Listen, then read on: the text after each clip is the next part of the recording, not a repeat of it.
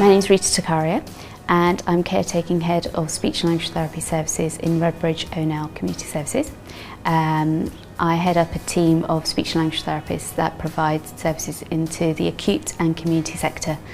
We see patients on the wards, on the stroke unit, in their own homes, in nursing homes and in outpatient clinics. The types of conditions we help with are patients who have problems with communication and problems with swallowing.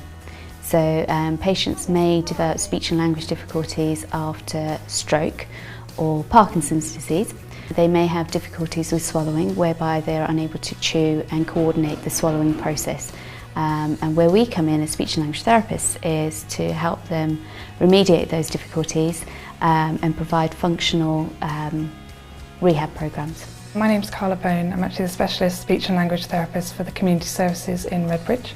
My main role is actually working with the stroke patients and any other neurological conditions, for example the progressives, Parkinson's, motor neuron disease. The service has gone through significant changes over the last few years.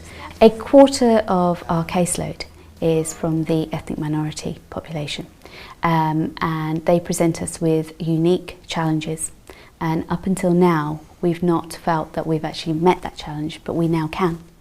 The ideal scenario is that we can provide speech and language therapy in their home language. And we now are in a situation where we can do that.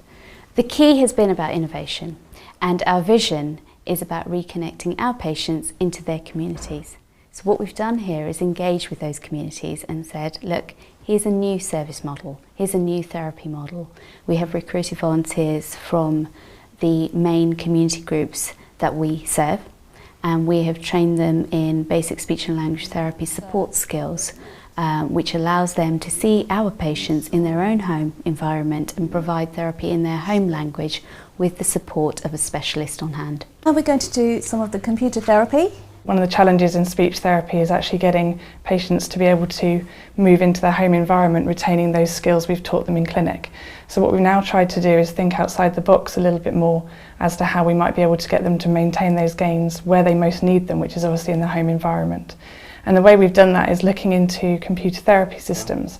And we found that with those sort of therapy systems, patients are much more empowered because they're able to sit at home, do them as and when they have the time. They feel much more like they're motivated to do it because it's on a more modern system. They're not having to come to clinic.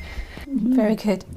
1 hour with a therapist once a week might lead to 11 hours of practice at home. When I first started this, it was hard. All right, so do you use it every day? Yeah. All right, for how long? The papers make it a lot easier. All right, about an hour a day?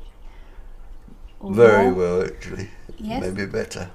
The impact will potentially be huge. By redesigning our services, our patients are able to reconnect with not only their family members, but with the wider community and essentially with the society that they're actually part of. I went into a career as a speech and language therapist like most of us do because we wanted to make a difference to those having problems with their communication.